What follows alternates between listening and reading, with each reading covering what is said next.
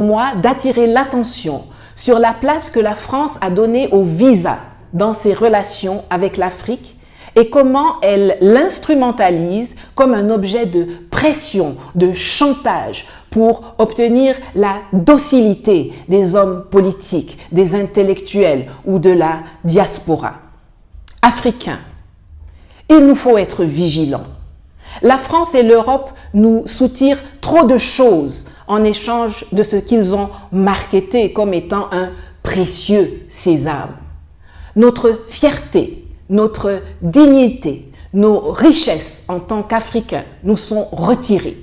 Et à la place, on nous impose la soumission à leurs dictats et à leur politique, aussi spoliatrice et raciste soit-elle, envers nous et notre terre-mère. À cause d'une histoire de visa, on n'est plus autorisé à exprimer notre désaccord avec la façon dont notre continent est appauvri. Et ça, par la volonté d'un pays qui se réclame dépositaire des droits de l'homme. Quelle ironie! Nous devons nous libérer de la dictature du visa. L'imaginaire qu'ils ont construit depuis des années autour du visa français et plus tard du visa Schengen, qui incarnerait un symbole de réussite, doit être détruit. Il faut travailler vos esprits pour vous émanciper de cette façon de penser. Le monde est vaste et nul n'est besoin d'aller en France et en Europe pour étudier, pour faire des achats, pour se faire soigner, pour passer ses vacances, pour dépenser son argent, pour trouver du travail ou des partenaires d'affaires. Ce n'est pas nous qui avons besoin d'aller chez eux, mais c'est eux qui ont absolument besoin de venir chez nous. Nous avons le choix. La connaissance se trouve partout, elle est universelle. Mais les ressources, elles, sont chez nous. Et vous voyez déjà comment ils se pressent pour venir chez nous, fuyant la pauvreté, la crise énergétique, un pouvoir d'achat déclinant et la régression des valeurs. Pendant qu'ils utilisent leur visa comme une arme pour nous soumettre, ils font preuve de culot et d'arrogance quand il s'agit de venir chez nous.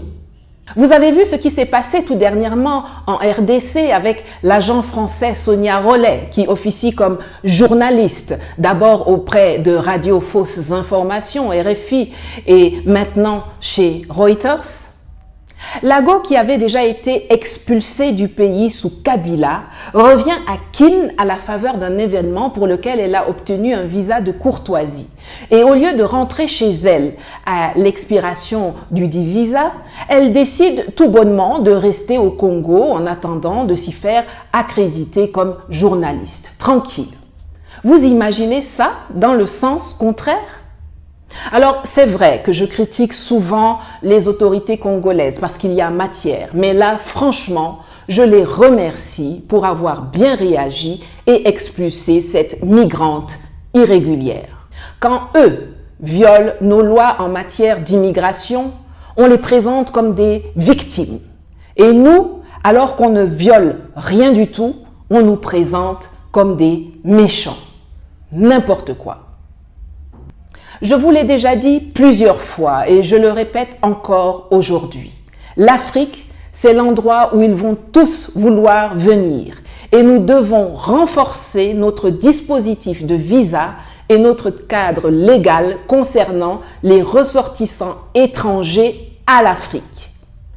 De la même façon que Emmanuel Macron ne veut pas me voir sur le territoire français, de la même façon, nous ne voulons plus voir la France et ses institutions sur le territoire africain. L'armée française doit partir. Les soldats français doivent dégager. Le franc CFA doit disparaître. Le français comme langue officielle doit être supprimé. Un actionnariat local représentant au minimum la minorité de blocage doit être imposé à toutes leurs entreprises présentes chez nous. Et plus jamais, la France ne doit être porteuse d'une résolution concernant l'Afrique à l'ONU ou dans les institutions internationales. Je ne peux pas terminer cette vidéo sans remercier toutes celles et tous ceux qui m'ont témoigné leur solidarité et leur soutien. Vous êtes des centaines de milliers et si je n'ai pas pu remercier chacun d'entre vous individuellement, je tiens à ce que vous sachiez que j'ai lu vos messages, écouté vos audios, regardé vos vidéos et vos challenges TikTok, reçu vos dons financiers dans mes cagnottes dont le lien s'affiche.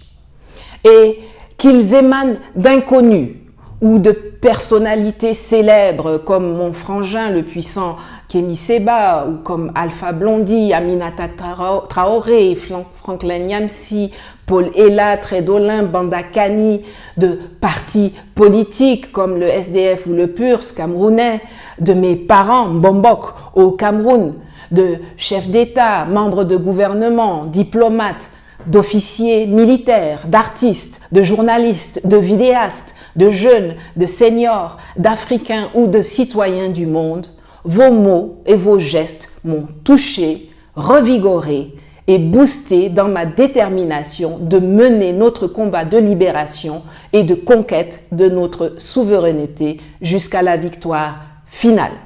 La bête est touchée et c'est le moment de redoubler nos attaques et de concentrer nos efforts pour lui porter le coup fatal et l'achever. Nous ne devons lui accorder aucun répit, au risque de la voir se relever et redevenir encore plus virulente qu'avant. France, dégage! Merci. N'oubliez pas de vous abonner, de partager. À très bientôt.